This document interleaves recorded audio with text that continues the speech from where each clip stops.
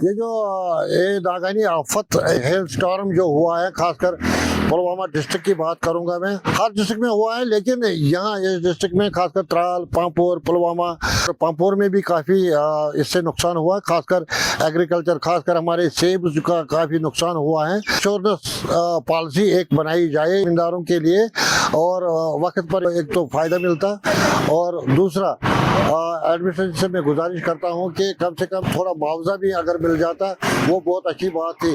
और मुआवजा तो मिलना चाहिए, क्योंकि साल भर मेहनत की होती है, और इसमें दवाई छिड़काव वगैरह जो करते हैं, स्प्रेज वगैरह करते हैं, उसमें काफ़ी खर्चा आता है, खासकर लेबर का भी खर्चा आता है। और ये इतनी साल भर की मेहनत मुझे लगता है कि मिनटों में ख़त्म हो जाती है। मैं एडमिनिस्ट्रेशन से गुजारिश करता हूँ कि कम से कम इन जिन ज़मींदारों को ज़्यादा नुकसान हुआ है उनको कंपनसेशन मिलना चाहिए। हमारे जो केसीसी लोन्स हैं उस पर अगर थोड़ा बहुत इसका वेव ऑफ हो जाता तो लोगों को फ़ायदा मिलता।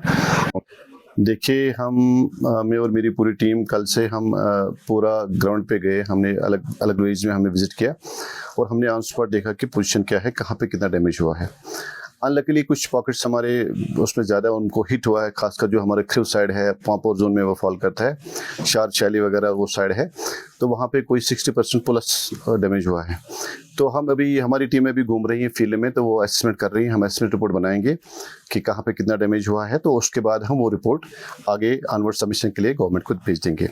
उसके बाद गवर्नमेंट की क्या इंस्ट्रक्शन आएंगे हम आपके साथ शेयर करेंगे। नहीं, एज ऑन डेट हमारा हॉर्टिकल्चर में वो इम्प्लीमेंट नहीं हुआ है, वो एक पॉलिसी मैटर है गवर्नमेंट के ज़रिए को, तो उम्मीद है कि उस पर भी कोई डिसीजन आ जाएगा शॉर्टली, तो उसके बाद हम आपके साथ वो बातें शेयर कर सकते हैं। देखिए, हमारा जो मेन टारगेट था ना, कल या आज जो हम ग्राउंड पे जा रहे हैं, टीमें जो हमने भेजी है, मैं खुद भी गया बहुत सारे इलाकों में।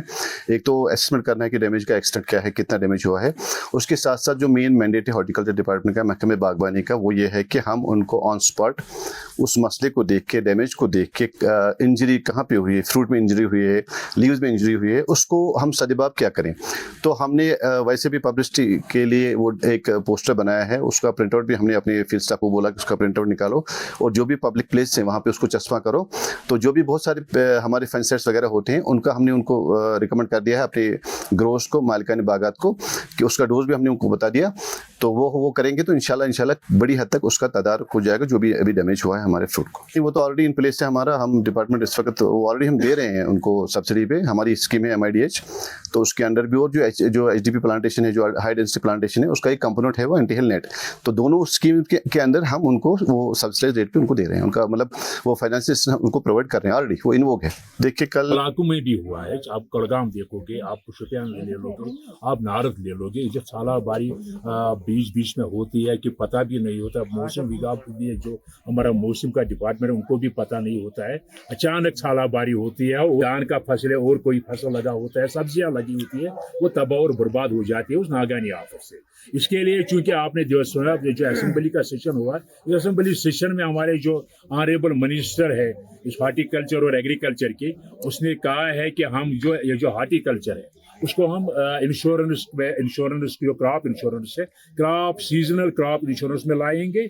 इसके लिए कल भी परसों भी उसने कहा है कि सिर्फ 2 महीने, 1 महीना, 1.5 महीना लगेगा उसको क्रॉप इंश्योरेंस के दायरे में लाने के लिए।